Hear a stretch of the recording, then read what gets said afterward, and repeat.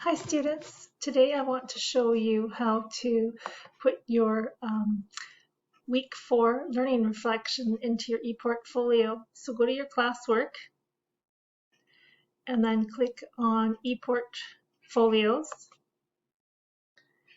and then you're going to find your ePortfolio. I'm just going to take one of my students here. And you'll see that if you did it, your week 4 reflection should be right there on the first page. So take your left finger, hold it down, click on the mouse pad with that, and then drag it up into the About Me section. Let go, like this, and then click Move.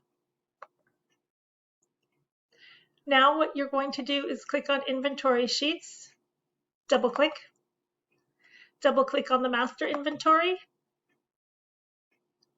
At the very bottom, click on All About Me. And then you're going to write today's date, which should be May 3rd, 2021. And then just click over here in this box, and you're going to write week 4 learner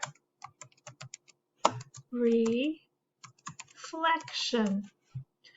Okay, so when I want to get back, I'm just going to close this window, leave, and I'm going to click on my name. And then I'm just going to double check that it went into the All About Me. Yes, look at that. Okay, so there you go.